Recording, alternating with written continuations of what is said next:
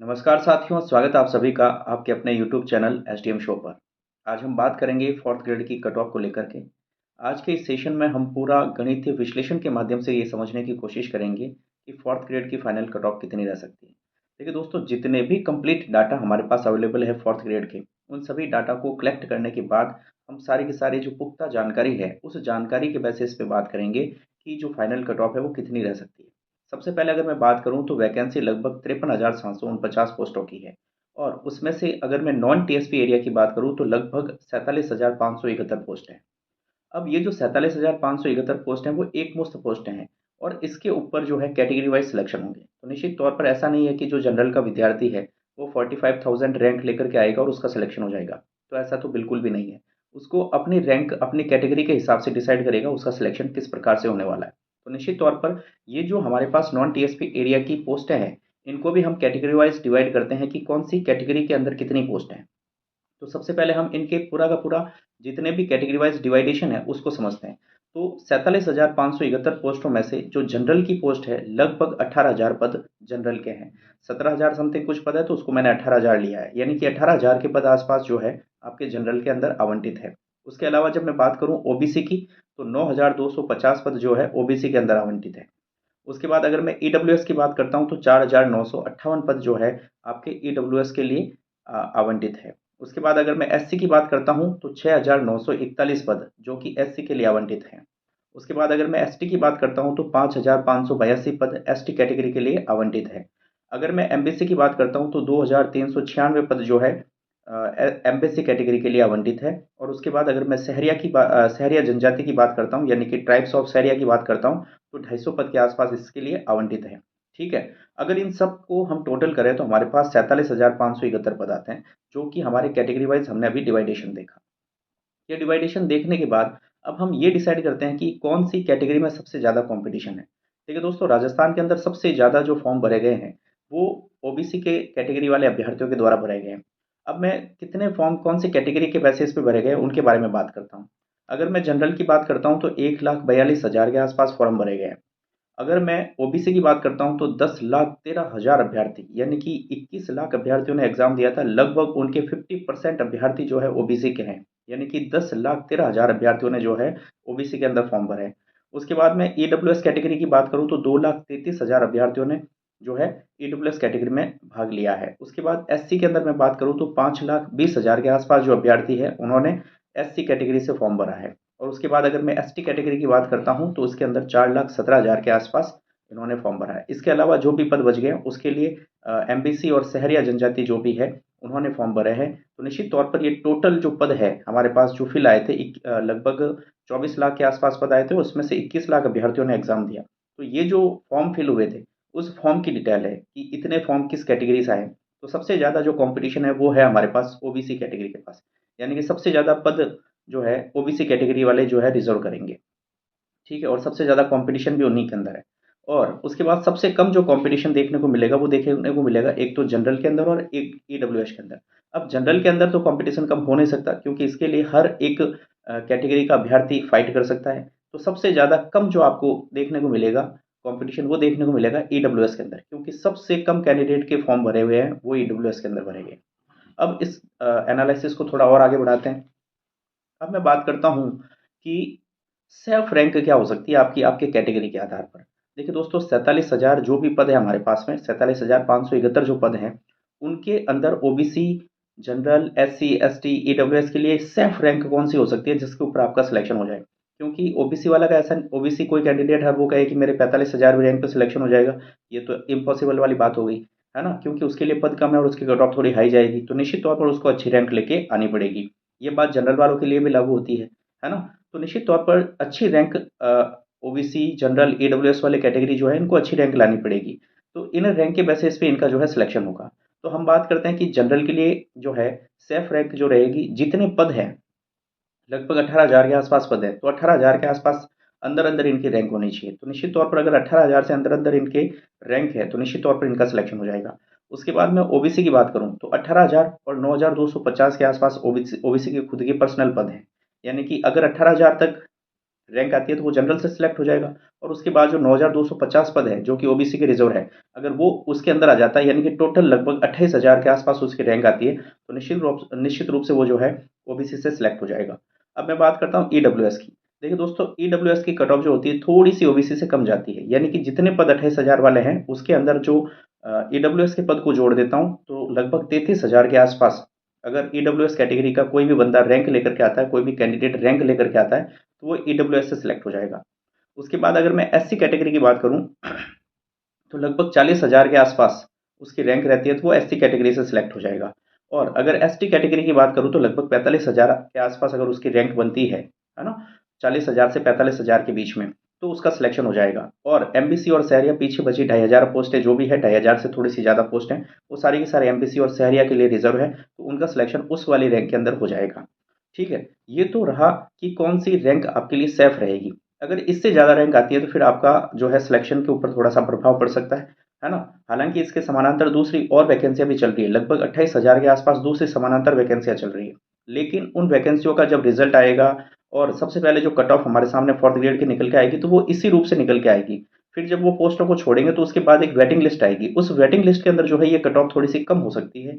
इनके आधार पर ये रैंक जो हमने बताई है ना, ये कैटेगरी वाइज हमने जो रैंक बताई ये भी हो सकता है बढ़ सकती है, क्योंकि 8 से 10,000 ऐसे अभ्यर्थी होंगे जो कहीं ना कहीं इस जॉब को छोड़ने वाले हैं या फिर किसी न किसी कारणवश इस जॉब को ज्वाइन नहीं करने वाले हैं, है ना। तो 8 से 10,000 अभ्यर्थी छोड़ेंगे तो एक बहुत बड़ी वेटिंग लिस्ट आएगी। तो उस टाइम पे जो है ये जो हमने रैंक बताई है, इस रैंक का जो क्राइटेरिया भी है थोड़ा सा बढ़ जाएगा और निश्चित तौर पर हमारी जो कट ऑफ है वो भी थोड़ी सी नीचे आएगी। अब देखिए दोस्तों, हाल ही में जो वैकेंसीज हुई है जैसे कि वीडियो की हुई और हमारे पास पटवारी का रिजल्ट आया अभी जस्ट, तो उसके अंदर हमने देखा है कि उसके अंदर 83% के आसपास जो है कट ऑफ रही थी। और उसको देख करके सारे कैंडिडेट के अंदर ये भय का माहौल है कि इतना ज़्यादा कंपटीशन है क्या, 83 के आसपास कट ऑफ रही है तो हमारा सिलेक्शन कैसे होगा। अब जब हम इनके ऊपर बात करते हैं तो हम ये भूल जाते हैं कि इनके जो नंबर ऑफ पोस्ट थी वो बहुत कम थी। जैसे पटवारी की बात करूँ तो 3,705 पोस्टें ही थी, और अगर मैं बात करता हूँ वीडियो की तो 850 पोस्टों के आसपास पोस्टें थी। तो निश्चित तौर पर ये ऊँट के मुँह में जीरा के बराबर पोस्टें थी, क्योंकि हमारी जो चतुर्श्रेणी वैकेंसी है उसके अंदर 53,749 पोस्ट हैं, जो कि अपने आप में बहुत बड़ा नंबर है। तो निश्चित तौर पर इसकी कट ऑफ थोड़ी सी नीचे जाने वाली है, जो कि वीडियो और पटवारी की गई है उससे तो काफ़ी कम रहने वाली है। जैसे कि अभी मैं वीडियो का थोड़ा-सा एनालिसिस आपके सामने करके बताता हूँ कि अगर मैं वीडियो की 53,749वीं पोस्ट को निकालता हूँ कि उस बच्चे पे उस पोस्ट के ऊपर कौन से कैंडिडेट का सिलेक्शन हुआ और उसके कितने मार्क्स थे, तो 53,749वीं रैंक जो वीडियो के अंदर है जिस अभ्यर्थी की, उसके 62 परसेंटेज बने हैं, यानी कि 124 अंक आए हैं। और इसका मतलब कि उसने अगर हमारे इस 4th ग्रेड से कंपेयर करें तो उसने 120 में से 74 क्वेश्चन को जो है करेक्ट किया है। यानी कि 74 के ऊपर जो है उसका 1 गुना के अंदर सिलेक्शन हो जाएगा। यानी कि इस बात से हमें ये बात समझ में आ रही है कि अगर 74 क्वेश्चन किसी भी अभ्यर्थी के सही है, तो वो निश्चित रूप से 1 गुना जो लिस्ट आएगी उसके अंदर सिलेक्शन हो जाएगा। अब आलोक राज जी ने हमें ये कहा है कि 15 जनवरी के आसपास रिजल्ट जारी होगा और रिजल्ट जो है 2 गुना अभ्यर्थियों का होगा। अब 2 गुना अभ्यर्थियों का मतलब ये हुआ कि लगभग 1,07,498 कैंडिडेट का जो है लिस्ट के अंदर नाम होगा। और 2 गुना के अंदर जो है कट ऑफ जब मैंने वीडियो के अंदर देखा तो उस रैंकर के जो है 110 नंबर थे। 110 नंबर का मतलब हुआ कि 55 परसेंटेज थे। और जब इसको क्वेश्चन के अंदर चेंज करते हैं तो सिर्फ और सिर्फ 66 क्वेश्चन जो है उसके करेक्ट थे। यानी कि 66 क्वेश्चन के ऊपर जो है उसका सिलेक्शन हो गया था। यानी कि जिस भी अभ्यर्थी के 66 क्वेश्चन ठीक है, उसका जो है 2 गुना के अंदर नंबर आने के पूरे-पूरे चांसेस हैं। ठीक है? अब उसके बाद मैं सेफ स्कोर की बात करता हूँ कि सर सेफ स्कोर कितना हो सकता है हमारे कैटेगरी वाइज़। तो सबसे पहले अगर मैं जनरल की बात करूँ, तो जनरल के अंदर आपको 18,000 रैंक के अंदर-अंदर आपका सिलेक्शन करवाना होगा। अगर 18,000 से कम की रैंक है तो निश्चित तौर पर आपका सिलेक्शन हो जाएगा। वेटिंग लिस्ट की अभी मैं बात नहीं कर रहा हूँ। सिर्फ़ और सिर्फ़ अभी जो हाल की परिस्थितियाँ हैं, वर्तमान जो परिस्थितियाँ उसी के ऊपर हम डिस्कस कर रहे हैं। तो जनरल की अगर मैं बात करूँ तो 18,000 पोस्ट में अगर जब मैंने वीडियो की रैंक देखी तो उसके अंदर लगभग उसके 140 नंबर थे। 140 नंबर का मतलब 70% थे, और 70% के जब मैंने 120 में से परसेंट निकाले तो निकले 84। यानी कि अगर आप जनरल से हैं और 84% आपके सही है तो निश्चित तौर पर आपका सिलेक्शन हो सकता है। अब इसमें प्लस माइनस 2 हो सकते हैं, क्योंकि देखो दोस्तों, दोनों ही वैकेंसी अपने आप में अलग है और ऐसा नहीं कि दोनों एक दूसरे के समानांतर पूर्ण रूप से पैरेलल चले, ऐसा तो पॉसिबल नहीं है। तो इसका मतलब ये है कि प्लस माइनस 2 क्वेश्चन तो हो सकते हैं, लेकिन इससे ज़्यादा डिफरेंस आने वाला नहीं है। उसके बाद अगर मैं ओबीसी की बात करूँ तो 28,000 के आसपास जो है आपकी सेफ रैंक रहेगी। और जब 28,000 के आसपास मैंने वीडियो की रैंक निकाली तो उस रैंकर के 136 अंक थे। 136 अंक का मतलब था 68% थे और 68% का मतलब था कि 81 क्वेश्चन। 81 क्वेश्चन, अब ये प्लस माइनस 2 हो सकते हैं, यानी कि जो भी अभ्यर्थी ओबीसी के अंदर है और उसके प्लस माइनस 81 क्वेश्चन है, काट पीट के 81 क्वेश्चन बच रहे हैं, तो उसका निश्चित रूप से सिलेक्शन होने वाला है। उसके बाद अगर मैं ईडब्ल्यूएस कैटेगरी की बात करूं तो लगभग 33,000वीं रैंक जो है आपके लिए सेफ रहेगी। और उसके अंदर जब मैंने वीडियो के अंदर 133वीं रैंक देखी तो उसके जो मार्क्स थे ऑलमोस्ट 130 नंबर थे, और 130 नंबर के जो 65% है वो है 78 क्वेश्चन। यानी कि 78 क्वेश्चन के आसपास अगर आपके क्वेश्चन ठीक हो रहे हैं तो आप ईडब्ल्यूएस कैटेगरी से सिलेक्शन लेने के पूरे पूरे चांसेस बन जाते हैं। अगर मैं बात करता हूं एससी कैटेगरी की तो लगभग 40,000 के आसपास आपकी जो रैंक है वो सेफ रहेगी। और जब मैंने वीडियो के अंदर इस रैंक को एनालिसिस किया तो उसके अंदर 126 अंक थे। 126 नंबर का मतलब था कि उसके पास 63% थे, और जब इन 63% को मैंने क्वेश्चन के अंदर चेंज किया तो 75 क्वेश्चन थे। यानी कि 75 क्वेश्चन प्लस माइनस 2 क्वेश्चन अगर आपके ठीक हो रहे हैं तो आप एससी कैटेगरी से सिलेक्शन लेने के पूरे पूरे चांसेस रखते हैं। अब मैं फाइनली बात करता हूँ एसटी कैटेगरी की, जो कि 45,000 के आसपास अगर आपकी रैंक है, 40,000 से 45,000, ठीक है ना, इनके बीच में अगर आपकी रैंक है तो 120 अंक बन रहे थे वीडियो के अंदर उस कैंडिडेट के जिसकी 45,000वीं रैंक थी, और 60% के आसपास उसके परसेंटेज बन रहे थे, यानी कि 72 क्वेश्चन बन रहे थे। अगर प्लस माइनस 72 क्वेश्चन हो रहे हैं आपके, और अगर आप एससी कैटेगरी से हैं तो निश्चित तौर पर आपका सिलेक्शन होने के पूरे पूरे चांसेस हैं। अब फाइनल कट ऑफ मैं आपके सामने एक बार बता देता हूँ कि जनरल की जो है 84 क्वेश्चन आपकी अगर करेक्ट हो रहे हैं काट पीट के, प्लस माइनस 2 क्वेश्चन रखेंगे इसके साथ में, तो आपका फाइनल सिलेक्शन हो सकता है। उसके बाद अगर मैं ओबीसी की बात करूं तो 81 क्वेश्चन प्लस माइनस 2 क्वेश्चन अगर हो रहे हैं तो निश्चित तौर पर आपका ओबीसी से सिलेक्शन होने के पूरे पूरे चांसेस हैं। अगर मैं ईडब्ल्यूएस की बात करूं तो 78 क्वेश्चन अगर आपके काट पीट के ठीक हो रहे हैं तो निश्चित तौर पर आपके ईडब्ल्यूएस कैटेगरी से सिलेक्शन होने के चांसेस पूरे पूरे हैं। अगर मैं एससी कैटेगरी की बात करूं तो 75 क्वेश्चन प्लस माइनस 2 क्वेश्चन आपके करेक्ट हो रहे हैं तो एससी कैटेगरी से सिलेक्शन होने के पूरे पूरे चांसेस हैं। और इसी तरीके से अगर मैं एसटी कैटेगरी की बात करता हूं, अगर एसटी कैटेगरी में आपके 72 क्वेश्चन प्लस माइनस हो रहे हैं तो निश्चित तौर पर आपके सिलेक्शन होने के पूरे पूरे चांसेस हैं। और सहरिया के अंदर लगभग आपके 68 क्वेश्चन प्लस माइनस 2 ठीक हो रहे हैं तो निश्चित तौर पर आपका सहरिया जनजाति या फिर एमबीसी के द्वारा जो है कैटेगरी से सिलेक्शन हो जाएगा।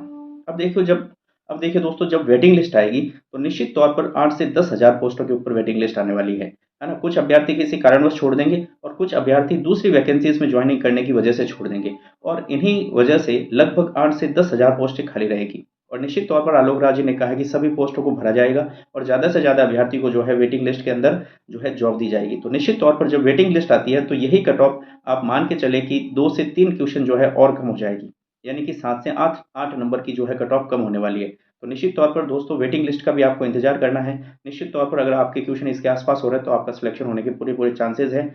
आपका दिन शुभ हो और आपका सिलेक्शन हो जाए, इसी शुभकामनाओं के साथ थैंक यू, धन्यवाद, मिलते हैं नेक्स्ट वीडियो में। अगर आपको ये वीडियो अच्छा लगा हो तो चैनल को सब्सक्राइब जरूर करें, वीडियो को लाइक करें और शेयर जरूर करें। थैंक यू, धन्यवाद।